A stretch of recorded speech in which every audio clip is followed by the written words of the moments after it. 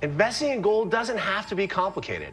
I'm Colin Plume, the CEO of Noble Gold Investments, and I want to take the time to show you how investing in a gold IRA can help you hedge your bets against inflation and other economic concerns on the horizon. Visit Noble Gold Investments and get our free gold investment guide on buying gold the right way. And make sure you're investing with the right company. Visit noblegoldinvestments.com. Good morning. I'm still reporting on the invasion. Thousands of Chinese are being staged at a U.S.-sponsored center in Panama, and some of them are carrying extraordinary amounts of cash so that they can enter this country illegally and buy U.S. housing. So that was a unique opportunity. We actually got a kind of an interview with the centerfront guy.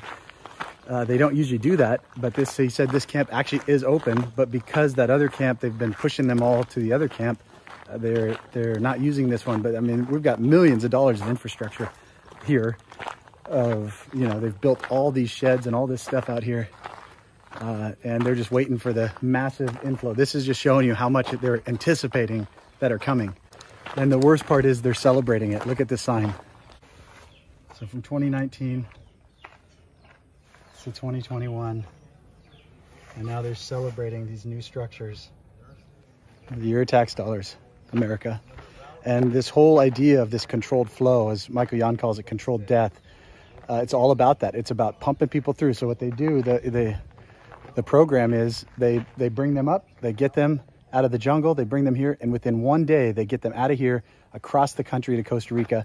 Costa Rica does the same thing, gets them across, and then all the way up through Central America, through Mexico, so that they can simply walk on into America. They're making it easier and easier and easier. They're not slowing it down. They're not trying to stop it. They're making it easier. So this is U.S. tax dollars funding the invasion of America. Brand new, got all the medication in there because all the people coming over sick. We just heard from one doctor that in the camp that we were at, they had 18 to 20 malaria cases a day coming through. This is all of their UN crap, deaths that's never been unwrapped. And all of this at your expense. So we're at one of the camps down here. There's multiple camps.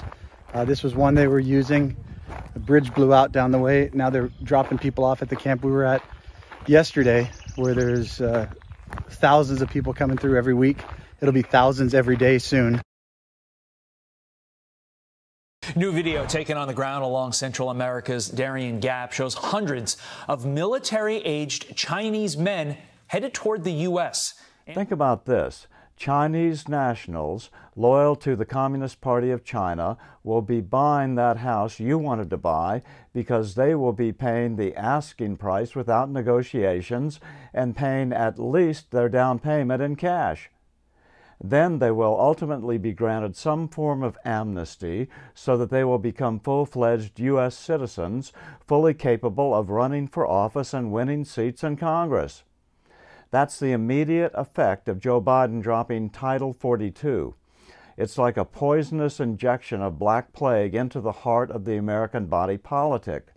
It will take a few years to see the full effects, but our children, who are woefully unprepared for what's coming because most of them voted for Obama-Biden, it will be our children who will have to deal with this.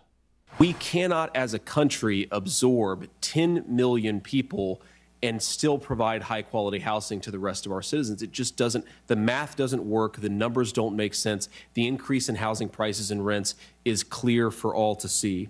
And that is Ohio Senator J.D. Vance on one more reason to control the flow of illegal immigrants breaching America's borders. America's home ownership becoming more expensive with the influx of millions crossing illegally right now. On Friday, President Biden officially lifted Title 42, the successful Trump-era border policy which allowed rapid expulsion of migrants. illegal migrants. The Border Patrol Union calling the massive surge that ensued the worst sustained disaster they've ever seen, adding that President Biden is solely responsible for this humanitarian crisis.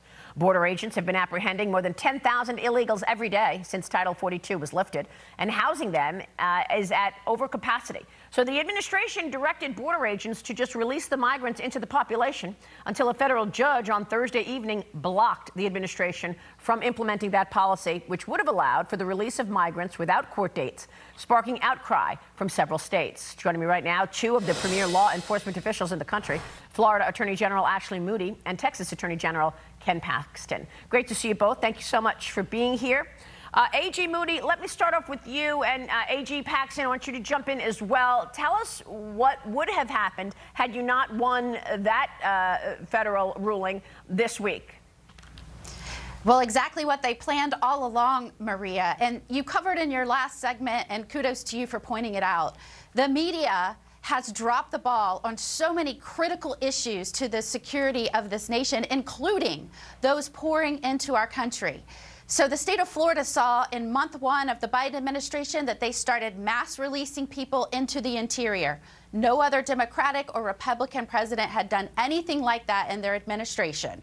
Although they will tell you differently, and the media will report that and copy that they have. That is not true. So within the first month, those that they were releasing into the interior, right, without pushing forward any sort of proceedings, went up 571%. So we saw this happening over the course of 2 years of the Biden administration. Right. They cut detention capacity at the same time. They went to Congress and said, don't give us money, don't give us more detention, we don't need it. Mayorkas went out there and said, we can control the border, we are securing the border. So while that last administrative Title 42 protection was in place, behind the scenes, they were breaking down systematically our immigration security structures. And so when Florida brought suit, we said, look, they're mass releasing people into the U.S. illegally. A judge agreed with us. We took him to trial. He said, yep, can't mass release people into the U.S. That's against the law, Biden, Mayorkas. And they did it anyway. We uncovered secret memos showing their plan was to step back and let everybody flood in. Wow. And who reported that?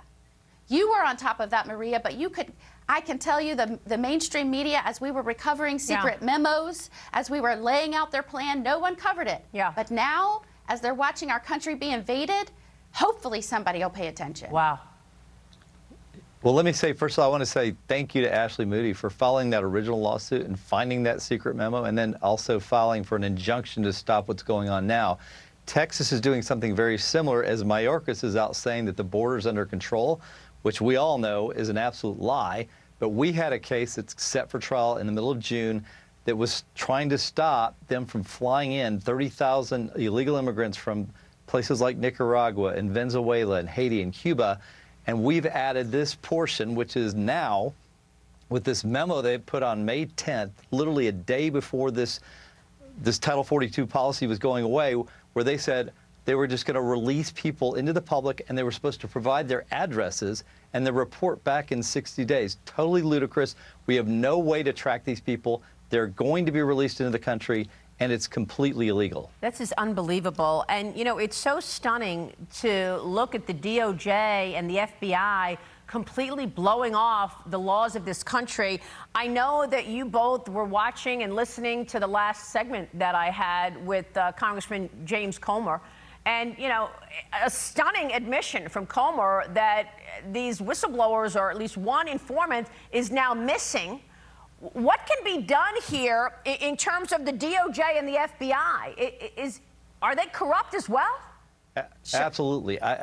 They have a job here. They're supposed to enforce the law. And we know that there's all this information about the Biden administration and about his family. And you've got James Comer with evidence, and yet the FBI isn't even cooperating with this oversight committee. So you know they're not doing their job. So, I mean, somewhere along the way, a president is going to have to reform what's going on in the Department of Justice and the Federal Bureau of Investigation, which have become political, and they target Republicans and they let Democrats walk. Ashley. Well, think about the duplicity in what's taking place in the immigration matter. They waited until Title 42 expired to ask a federal judge to stay the ruling that it was illegal to mass release all of these people. So you have a federal judge yesterday that said, it seems like Mayorkas may be untruthful here because they've waited so long to ask for a stay, meaning they wanted to wait till the last minute, so it was this emergency that they created so they'd have to let everyone in. It's almost like Mayorkas is Kaiser Sose, right? Like he has this plan the whole time. He asked for less detention capacity. Yeah. He asked for less money. His plan is unfolding, and all along the way, he's like, we're managing it. It's tough, but we're managing it. Don't worry. Yeah. Don't give us more resources. We got it. Then the plan unfolds. The plan is unfolding right now. And the way we hold these federal officials is in check is Ken Paxton, myself, the other AGs around the country that are digging in, holding their feet to the fire, pushing back, and revealing their secret plans. We would never know about this if we weren't in litigation right now. Are the DOJ and the FBI corrupt? I believe that there are steps that these administrative agencies are taking with the authorization and oversight of this White House, the handlers of Biden, that are agenda-driven and untruthful, and they are directly violating federal law. So you tell me.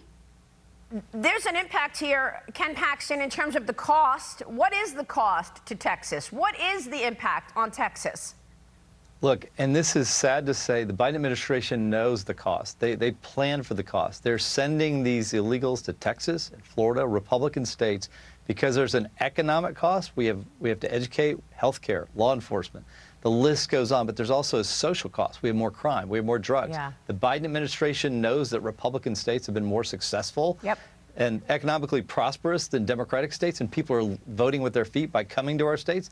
So the Biden administration has set this thing up so that we have problems that we wouldn't have had but for the Biden administration pushing these illegal immigrants into our states. All right. I'm still reporting from just outside the citadel of world freedom. Good day.